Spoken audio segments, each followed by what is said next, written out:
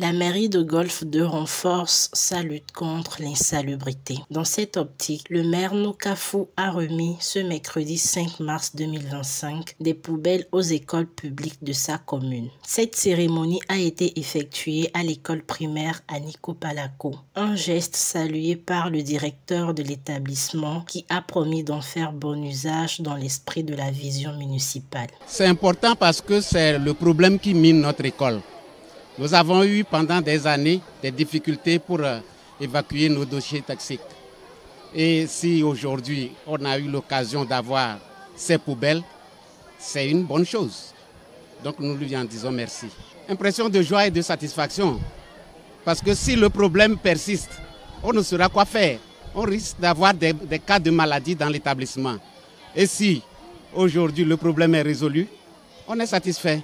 Ça, nous le faisons très longtemps en éducation sociale, la propreté, l'utilisation des poubelles. Donc c'est l'occasion de mettre un accent particulier là-dessus pour qu'à chaque fois, quand ils mangent les sachets, de pure water, les papiers, qu'on les jette dans les poubelles. La remise s'est déroulée en présence du chef de quartier Nokafou, du représentant de l'inspection et des directeurs d'école. Cette initiative s'inscrit dans la politique environnementale lancée par le maire depuis son investiture en décembre 2024. En décembre 2024, avec l'ambition de faire de Golfe 2 l'une des communes les plus propres du Togo. La stratégie globale de lutte contre l'insalubrité est un projet qui va permettre à notre commune d'être l'une des communes les plus propres. À travers cette stratégie, vous allez remarquer qu'il y a beaucoup d'acteurs qui sont impliqués. Dans les comités de développement, les entreprises de balayage, les entreprises de pré-collecte, les agents de la mairie et d'autres acteurs. Dans cette stratégie, chacun doit jouer sa partition. Vous allez voir que quand on prend par exemple les comités de développement, vous allez voir que ce sont ces comités qui font la plus grande partie de lutte contre l'insalubrité dans la commune. C'est pourquoi chaque samedi, chaque week-end, on mène des actions.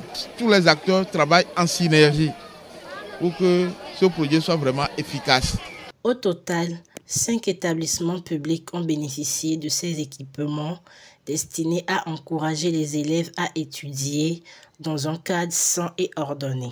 Le maire a profité de l'occasion pour inviter les responsables scolaires et les habitants à continuer de proposer des solutions pour améliorer leur cadre de vie. Il a également exhorté les écoles bénéficiaires à devenir des modèles en matière de propreté dans tout le pays.